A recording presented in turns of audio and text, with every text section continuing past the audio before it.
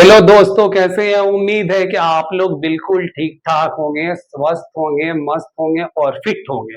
और आप लोग की प्रिपरेशन भी बिल्कुल मस्त, स्वस्थ और फिट चलती होगी। देखिए, अच्छा, प्रीलिम्स का आप लोगों का जो है अभी पेपर हुआ। आप लोग बिल्कुल अनहोपलेस हो गए, बिल्कुल घबरा गए, अरे क्या होगा, रिजल्ट कैसा आएगा।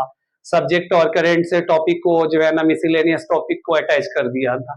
तो आप लोग घबराइए मत, देखिए कटअप उसी के अकॉर्डिंग जाएगा। सबका पैरेलल गया है पेपर, ऐसा नहीं है कि किसी ने जो है ना बिल्कुल एक्स्ट्राऑर्डिनरी करके आए हुए हैं। तो आप लोग घबराइए मत, आप लोग बिल्कुल अपने कर्म पे ध्यान दीजिए और बिल्कुल पॉजिटिव रहिए, अच्छा होगा। देखिए, इसी के अकॉर्डिंग मैं आप लोग कुछ बोलना चाह रहा हूँ। हमेशा आप लोग याद रखिएगा, बल जो है ना आपको लड़ना सिखाएगा और बुद्धि जो है ना आप लोग को जीतना सिखाएगा। तो ये हरदम अपने अंदर लेके चलिएगा। लो देखिए, आप लोग होपलेस नहीं होना है और बिल्कुल आप लोग सटीक रहिए, बिल्कुल फिट रहिए। चलिए, आज का टॉपिक हम जो है आपको मॉडर्न इंडिया में स्टार्ट करेंगे, मैसूर साम्राज्य का। मैसूर साम्राज्य का जो है, इससे पहले मैंने आप लोगों को जो है मेडिवल में जो है ना, प्री मेडिवल में आप लोगों को जहाँ मैसूर स्टार्ट होता है, उससे पहले मैं आप लोगों को बताया था साउथ का।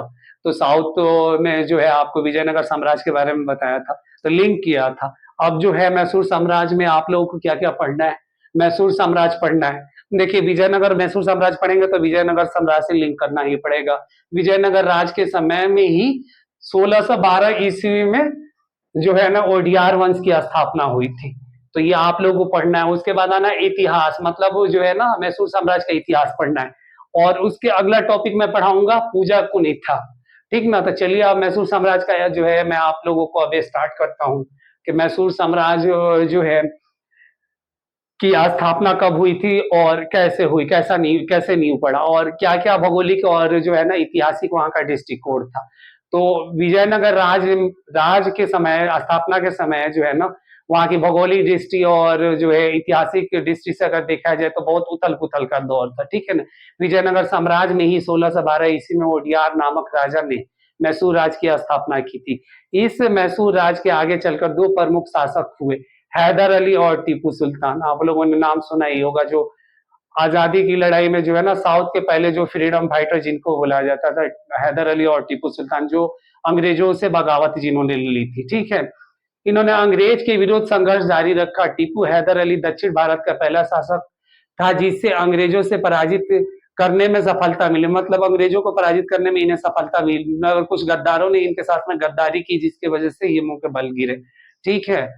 और सफलता मिली, लेकिन कुछ समय के बाद दक्षिण में मैसूर राज और अंग्रेजों के बीच कुल 4 युद्ध हुए। इन युद्धों में एक खास विशेषता ये थी कि इसमें मराठों और हैदराबाद के निजाम अंग्रेज द्वारा बनाए गए त्रिकूट में शामिल थे। देखिए, अब यहाँ पे भी जो है ना मराठे हो गए और हैदराबाद और निजाम के खिलाफ जो है ना अंग्रेजों के साथ में इन्होंने त्रिकूट, मतलब त्रिकूट संघर्ष वहां पे चालू हुआ था।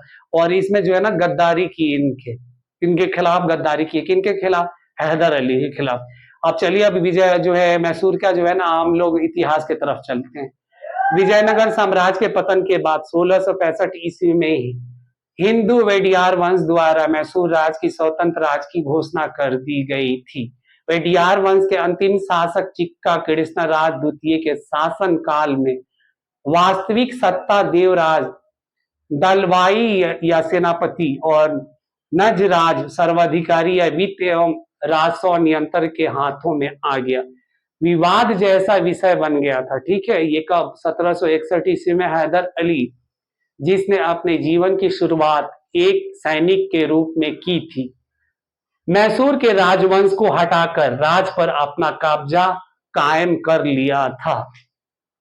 और विजयनगर साम्राज्य के पतन के बाद 1565 ईस्वी में हिंदू वेडियार वंश द्वारा मैसूर राज के स्वतंत्र राज की घोषणा कर दिया गया था। वेडियार वंश के अंतिम शासक चक्का कृष्णा राज द्वितीय के शासन काल में वास्तविक सत्ता देवराज देलवाई या सेनापति या नजराज सर्वाधिकारी या वित्त एवं राज नियंत्रण के हाथ में आ गया था। देखिए, अब यहाँ से क्या है, आप देख रहे हैं ना, कृष्णा राज के शासन काल से हाथ निकल के अब किनके आया? ये आपको आया नंजराज के हाथ में आ गया। ठीक है? अब ये क्षेत्र पेशवा और निजाम के बीच विवादों का विषय बन गया था। नंजराज ने द्वितीय कर्नाटक युद्ध में अंग्रेजों के साथ मिलकर तिरुचिरापल्ली तमिलनाडु पर कब्जा कर लिया। आपको पता है कि तिरुचिरापल्ली कहाँ पे है? तमिलनाडु में है, ठीक है ना। 1761 ईस्वी में हैदर अली, जिन्होंने अपना जीवन की शुरुआत एक सैनिक के रूप में की थी, मैसूर के राजवंश को हटाकर राज पर अपना कब्जा कायम कर लिया था। और राज की सत्ता पर कब्जा होते ही जो दो वेडियार वंश देवराज और नंजराज द्वारा शासित था, उसे अपने राज की स्वतंत्र को कायम रखने के लिए निजाम और मराठों से भी लड़ना पड़ा था, ठीक है। उसने निजाम और फ्रांसीसियों के साथ मिलकर 1767 से 1769 के मध्य हुए प्रथम आंग्ल मैसूर युद्ध में अंग्रेजों को करारी शिकस्त दी और अप्रैल 1769 ईस्वी में उन्होंने मद्रास से संधि के रूप में अपनी शर्त मनाने पर मजबूर कर दिया था। 1780 से 1784 के मध्य हुए द्वितीय आंग्ल मैसूर युद्ध में भी उसने नजाम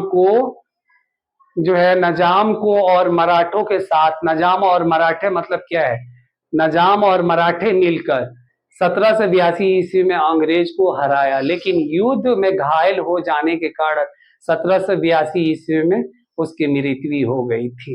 याद रखिएगा लो, ये क्या है 1782 ईस्वी में, और ये कब हुआ था? 1779 से 1784 के बीच में आंग्ल मैसूर द्वितीय युद्ध लड़ा गया था। मैसूर शब्द मैसूर का एक भ्रष्ट संस्करण है जो महिषूर या महिषासुरन उरु शब्द से लिया गया है, जिसका स्थानीय भाषा कन्नड़ में महिषासुर का शहर होता है। मैसूर का संबंध देवी भागवत में पाई जाने वाली पौराणिक कथा से मिलता है। देवी पौराणिक कथा की कहानी के अनुसार मैसूर का राक्षस राजा महिषासुर का शासन था, जो भैंस के सिर वाला राक्षस था। राक्षस से बचने के लिए देवी देवताओं की प्रार्थना के जवाब में देवी पार्वती ने चामुंड चामुंड चामुंड चामुंड चामुंडस्वरी याद रखिएगा लो, ये जो वर्ड्स है ना बहुत डिफिकल्ट वर्ड्स है, के रूप में जन्म लिया था और मैसूर के पास चामुंडी पहाड़ी के चोटी पर राक्षस का वध किया। इसलिए पहाड़ी और शहर का नाम क्रमशः चामुंडी हिल और मैसूर है।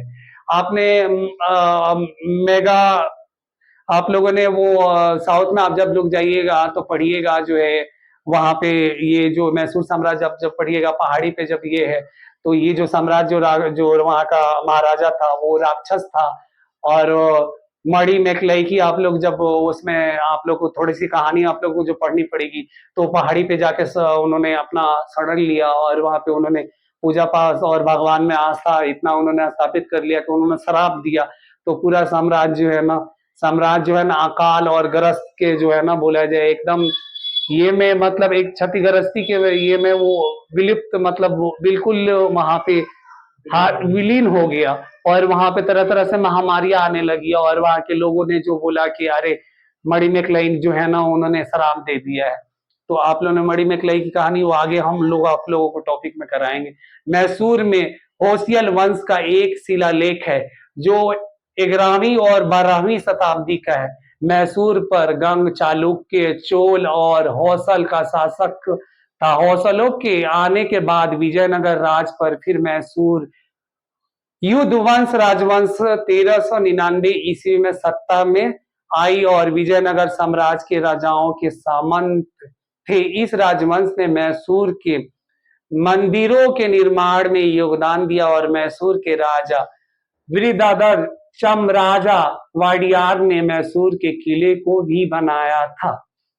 ठीक है, आप लोगों ने किले को बनाया था, किले को पूरा निर्माण किया था और अपना मुख्यालय बनाया और शहर का महिसूर नगर कहा, जिसका देखिए अब शहर का भी नाम इन्होंने चेंज कर दिया, किससे? महिसूर नगर के नाम से। अर्थ है कि महिसूर शहर 17वीं शताब्दी और उसके बाद कई शिलालेखों में मैसूर के मैसूर कहा गया है। देखिए मैसूर को क्या कहा गया है? मैसूर कहा गया। कई शिलालेख जब उत्खनन हुआ है, जब साउथ में आप जब जाइएगा, उत्खनन आर्कियोलॉजी डिपार्टमेंट वालों ने जब उत्खनन करवाया, तो वहां पे कई हस्तशिला मिली, हस्तकला मिली है जिसपे मैसूर के नाम से ज्ञात होता है। कृष्ण राज शिल्प कला में मिला है, जहाँ पे लिखा गया है, वहां पे कई मूर्तियों पे भी देवी देवताओं को भी जो है इस नाम का उजागर किया। कृष्णराज वडियार के शासनकाल के दौरान मैसूर शासन का विस्तार हुआ और ये किले की दीवारों से आगे निकल गया। कृष्णराज वडियार चतुर ने उत्कृष्ट योजना के साथ साथ मैसूर में एक सुंदर शहर के रूप में विकसित किया। उनके शासनकाल में मैसूर अपनी चौड़ी सड़कों और शानदार इमारतों के सुदृढ़ पार्किंग के लिए प्रसिद्ध हो गया और आज मैसूर एक आधुनिक शहर है जो अपने विलक्षण पुराने विश्व आकर्षण का बरकरार रखने में कायम है। जो अपने विलक्षण पुराने और विश्व आकर्षण के बरकरार रखने में अभी भी जो है कायम है। समझ गए लो, आज मैसूर अपने चंदन और शीशम की कलाकृति, पत्थर की मूर्तियां, अग्रावती हाथी दांत के साथ जड़ाऊ काम और अपनी उत्कृष्ट रेशम साड़ियों के लिए भी दुनिया भर में प्रतिष्ठित है। देखिए किस किस लिए है? मैसूर चंदन के लिए, शीशा के लिए, जो है वहां पे साड़ी की जो बोला जाए जड़ाऊ साड़ी के लिए जो वहां पे काम हो रहा है, मूर्ति हो रही है, अगरबत्तियों की जो वहां पे हो रही है कलाकृति, और पत्थर की जो मूर्तियां वहां पे बन रही है, इनके लिए फेमस जगह है। अब आगे है पूजा कुनिथा। पूजा कुनिथा नृत्य में मौखिक वर्णन की तुलना में दृष्टि प्रस्तुत पर अधिक जोर दिया गया है। यहाँ रंगीन बांस की संरचना की गई और शानदार प्रदर्शनी कुशल शारीरिक गतिविधियों से मेल खाती है। देखिए यहाँ पे किस पे जोर दिया गया है? मौखिक के जगह पर किसके आपको दिया गया? दृष्टि पे पर जोर किस पे दिया गया? नृत्य पे दिया गया। और यहाँ की संरचना भाष और शानदार क्या प्रदर्शनी कुशल शारीरिक गतिविधियों में मेल खाती है। देखिए अब नृत्य होगा तो कुशल शारीरिक होगा तो वो उस तरह का जो है ना वो नृत्य करेंगे जो है। तो ये रह गई आज की टॉपिक। आप लोग तो आप लोग को पता है कि चलिए देखिए आप लोग के लिए जो है विश यही है कि आप लोगों को जो है इस बार एज द विश कि आप लोग प्रीलिम्स क्लियर कीजिए और जो है आप लोग मेंस की तैयारी में लग जाइए। देखिए एक चीज आप लोग याद रखिएगा, जब तक आप लोग का प्रीलिम्स कंसल्ट बिल्कुल जो बोला ऑथेंटिक आप लोग की तैयारी नहीं होगी ना prelims, then you can't qualify after will be appearing mains. तो जब तक आप लोग प्रीलिम्स नहीं क्वालिफाई कीजिएगा तो मेंस आप लोग जो है ना अपियर नहीं हो पाइएगा, और जब तक मेंस आप लोग कमांड नहीं कर पाइएगा तब तक आप लोग प्रीलिम्स जो है ना क्वालिफाई नहीं कीजिएगा, याद रखिएगा। तो चलिए अब चलते हैं, इसी के लिए गॉड ब्लेस यू। आगे अगले क्लास में मिलते हैं।